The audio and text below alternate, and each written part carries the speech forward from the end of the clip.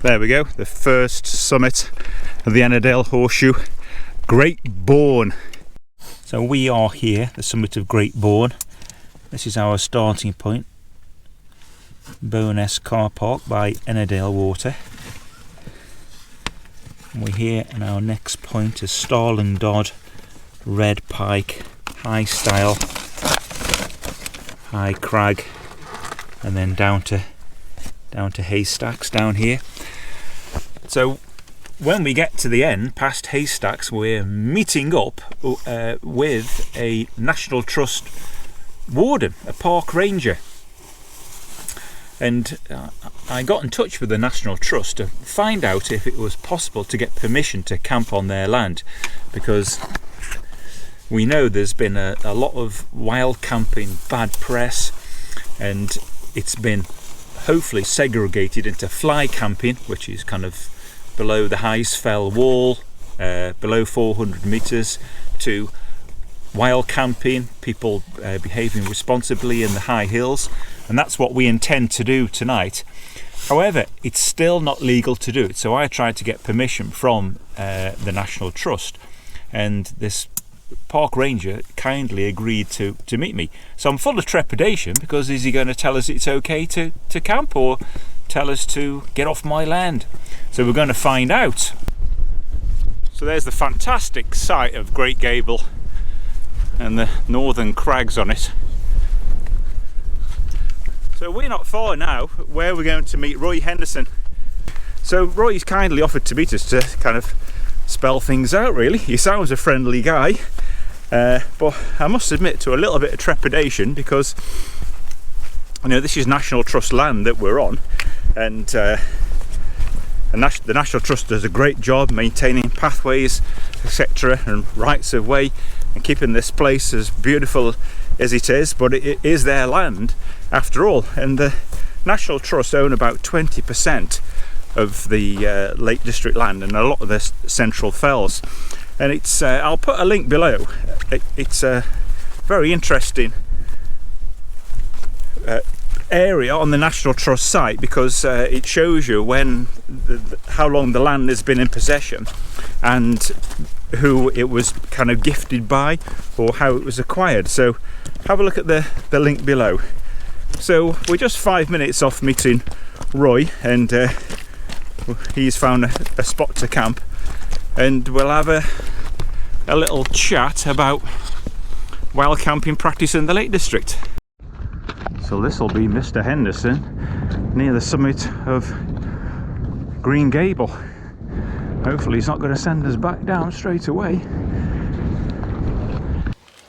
So as I said, as I was walking in, Roy Henderson from the National Trust, he's the park ranger for this area, has very kindly agreed to meet us and to walk all the way up here as part of your work, of course. Yeah. I mean, it's a fantastic place to be, isn't it? It's a nice place to camp as well. Absolutely gorgeous. I wouldn't have known about this spot if Roy hadn't have said so. I'm really, really grateful. And also, so far, we've put the tent up and he hasn't told us to take it down, which was kind of the worry. Yeah, so we have people that are wild camping like yourself. They're responsible, they put the tent up late, take the tent down early and leave no trace, and that's really not a problem. Right. And we have the other people that are coming, and more and more last year and then this year, and they're fly camping, and that is a real problem. So they're camping close to the cars, close to the roads, close to the lake shores, right. Leaving a lot of mess, yeah. And lighting fires. And there's a big difference between what you're doing and fly camping. Right. So how can you differentiate between those people, even if some people walk up high, or do you not find the people who are coming this high or I think if you're leaving making a mess? an effort, getting up here, you love the place, you respect the place, and you're not going to leave a mess, and that's generally what we've found. Right. We have had problems at some of the high towns, like Steyr Town, with people leaving lots of rubbish. Yeah. But that's not the norm. So what I tried to do when I was camping with my young son, I like to be a good law-abiding citizen, and I thought, what it says on the National Trust site now is that you can only camp anywhere with express permission of the landowner.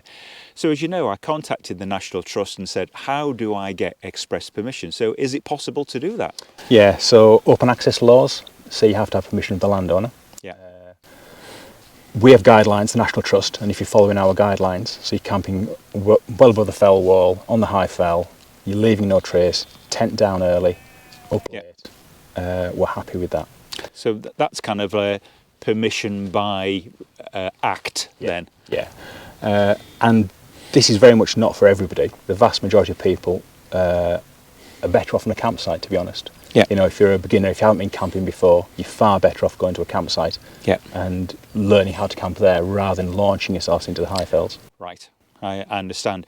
So the whole kind of like leave no trace thing, a bit of an adage I try and take on is leave more than no trace. So pick up stuff as you go. So you've been doing a great job. We've walked along the northern aspect of the Ennerdale Horseshoe, and I found one muesli wrapper today, and I've picked it up. So what would be your advice if somebody came across a wild camping spot that's popular, like perhaps Styhead Tarn that's behind us, and they found rubbish, glass? Should they pick it up? Yeah, if they can do it so safely, yes. Yeah.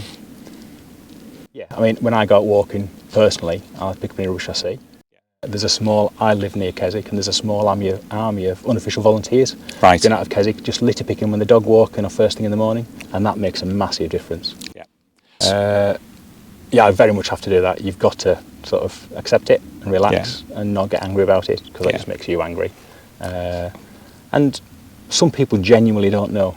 So one of the parts of the job is the educational side of things. Right. So a lot of people we're talking to at weekends do not know they're not allowed to camp on the lakeshore. Right. And that's a genuine thing, and once you let them know, inform they should be on a campsite, that's a great part of the job, really.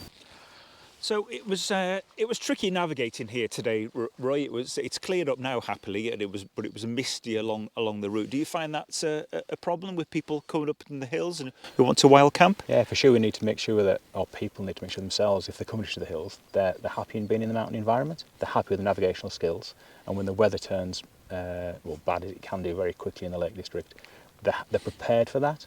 Right. And they're happy navigating in bad weather. Because today it's been visibility hasn't been great. No. And that can change very, very quickly, as you know. Yeah, I was blundering around a little bit on High Crag, and then before we got on the right track, and I must admit, I did get cairn fever once or twice. There's one. It's not the right one, but I want to go to it. So what would you say is a kind of like minimum equipment people should be carrying up for a wild camp? Well, spare clothes. I mean, I've brought spare clothes with me even just for one night. So if I get cold and wet, when I'm in my tent, I can stay warm and dry. Yeah. If you're camping night after night, put your wet clothes back on again in the morning. Right. So you've got a dry set for the tent. And people don't like doing that, but it's the best thing you can do. Roy's shown his experience here. He's sat on his waterproof jacket, and I've just sat on the mossy ground, kind of feeling it all lovely, soaking in. So what about if we came across a lowland camp by a lakeshore, and there was a noisy group, music, alcohol?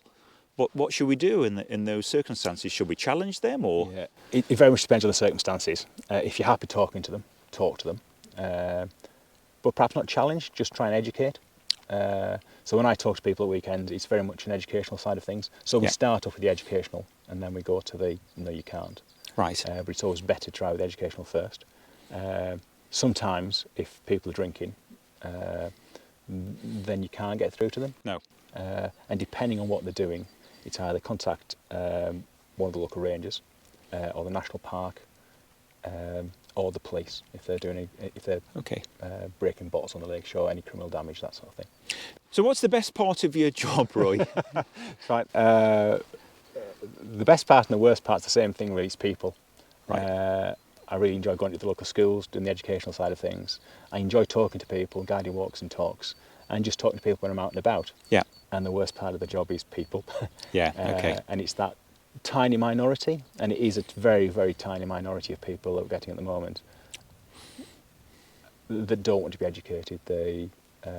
So it's 2021, it's mid-June, we're approaching the end of the latest lockdown. How frequently are you having to deal with, let's say, fly camping? Oh, it's every weekend. It's Right. a large part of my job. Right. So at the moment, it's the single biggest part of my job is dealing with fly camping. Okay, so that's in Two Valleys, Newlands and Borrowdale then? Borrowdale, predominantly Borrowdale. Right. Because it's got the lake, it's got Derwent water, people camping around the lake shore. So a lot of people are saying that they can't find a site. Is just everything overbooked? Yeah, it's a combination. People have to book if you come to the Lake District at the moment. There's very Right. few sites that just take walk-ins. Yeah. All the sites aren't open yet, although they're going to later on this year. Yeah. So we've talked to some of the tenant farmers that run the campsites. Okay. So there'll be more opening up. But if you come into the lakes, pre-plan it. Book your campsite. Yeah. As if you're going anywhere really.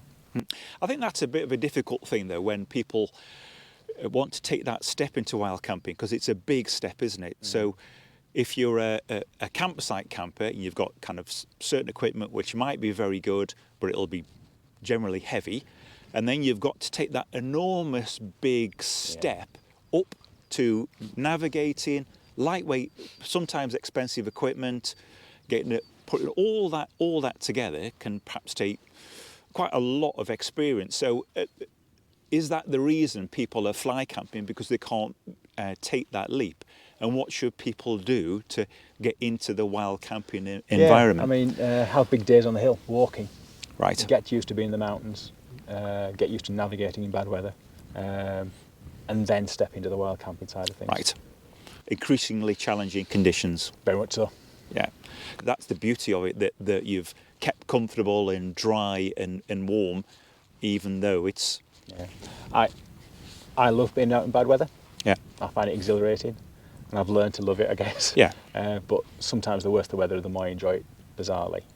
But there's a big step from sort of starting walking to getting to just really, really enjoying being in the hills when it's horrible. I found it difficult in the past, where you want to kind of like share your love of the outdoors and you want to encourage people, but when you encourage people into an activity and a sport, you're also taking away an aspect that you love.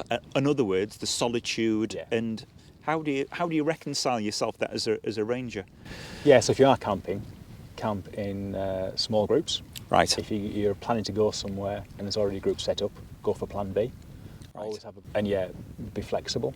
So I'm not planning on planting any wildflowers. So you know what this is for? This is for number 2's human waste. What's your... Yeah, we have got an increasing problem with that in the Right. lakes around water sources. Okay. And ideally what we're asking people to do is, or I'm asking people to do rather, is to pack it out with them. So where are you camped, Roy? Just over the side. Can you actually see your tent from here? Not from here, no. It's literally just tucked in over those knolls. So Roy, what advice would you give to people that only have a bright red tent? Took it away. I had a lovely yellow tent that I loved, and I've changed it for a green one. Right. But if you're getting your tent up last thing at night, down first thing in the morning, that makes a big difference. It's not going to be obtrusive. No. So is ours okay? It just doesn't stand out It too much? doesn't stand out at all. I mean, it's getting put up quite late, and you'll be Yeah. down quite early in the morning. Yeah, even though it's near the summer solstice, it is Yeah, late it's now. I up, think yeah. it's like after 9 o'clock nearly now, isn't it? So yeah, we'll be away about kind of like 8 o'clock, something like that, and we'll carry on up there, up Green Gable, and carry on over the Ennerdale Horseshoe with Big Josh there. So thanks very much, Roy. You're welcome. Okay, elbows, There you yeah. So Roy's off up there to his wild camp, his Okay, we'll see you again. his office for the night. Yeah, thanks very much. And we're going to get some dinner on and maybe just come back out and have a little look at the sunset.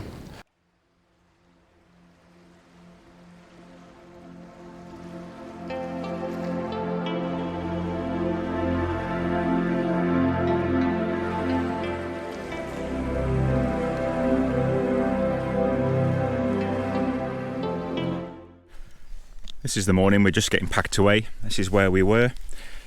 We're going to do a site inspection when all our bags are packed, but this is where we were lying. Josh is just finishing his last stuff off.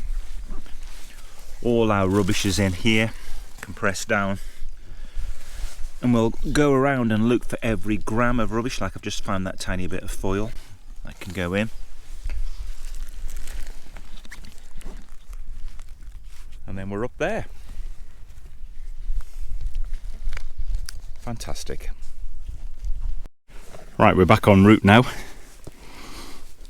So anybody looking at the work of the National Trust, I would absolutely encourage you to join. anybody watching this video, I would encourage you to join. It's not all kind of stately homes and woodland. They do a fantastic job with caring for places like this.